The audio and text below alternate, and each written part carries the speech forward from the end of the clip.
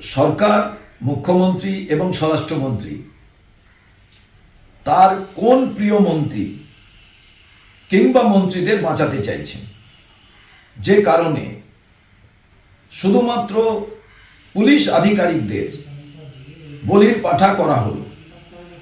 বাংলার মানুষ জানতে চায়। পুলিশ আধিকারিকদের বলবো, নেতা মন্ত্রীরা তারা অন্যায় করছে, প্রশাসক হিসাবে, প্রশাসনের পুলিশের আধিকারিক হিসাবে আপনারা অশোক স্তম্ভের মর্যাদা দেননি, পরিণামে আপনাদের বলির পাঠা হতে হলো। আপনাদের ওপরে যে শাস্তির খাড়া নেমে এলো, এর থেকে বোঝা যায় যে সমস্ত ব্যাপারটাকে সরকার আড়াল করতে চাইছে। আমরা শুনলাম ক্রীড়ামন্ত্রী তিনি পদত্যাগ করতে চেয়েছেন। এই মেসি কাণ্ডের সঙ্গে যারাই যুক্ত তাদের তো অ্যারেস্ট করা প্রয়োজন। সে মন্ত্রী হতে পারে, নেতা হতে পারে, পুলিশের কোনো আধিকারিক হতে পারেন, প্রশাসনের লোক হতে পারেন।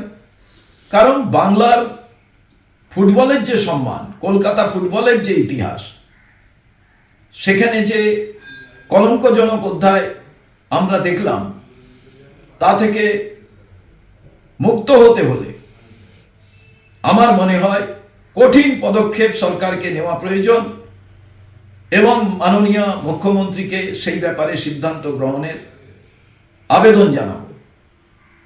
ক্রীড়ামন্ত্রী যদি পদত্যাগ করেন, পদত্যাগপত্র গ্রহণ করা উচিত। কারণ ক্রীড়া দপ্তর সম্পূর্ণভাবে দায়বদ্ধ। বাকি তো উদ্যোক্তা, বাকি যারা যুক্ত ছিলেন তাদের বিষয়ে তো সরকার ভাববেন, কিন্তু শুধু পুলিশকে বলি করে আমার মনে হয় এই কলঙ্ক ধামাচাপা দেওয়া যাবে না। এই মেসির খেলাকে ঘিরে অসংখ্য ক্রীড়াপ্রেমী তাদের সর্বস্ব দিয়ে টিকিট কেটেছিলেন, যা হাজার হাজার টাকা থেকে লক্ষ লক্ষ টাকার দুর্নীতি এর সঙ্গে যুক্ত। তারও বিচার হওয়া প্রয়োজন। তার কারণ এই অর্থনৈতিক যে ঘাপলা, এটাও কিন্তু ক্রীড়া দপ্তরের সঙ্গে ওতপ্রোতভাবে জড়িত। সরকার এটা কোনোভাবেই অস্বীকার করতে পারে না। এটাও বাংলার মানুষ জানতে চান।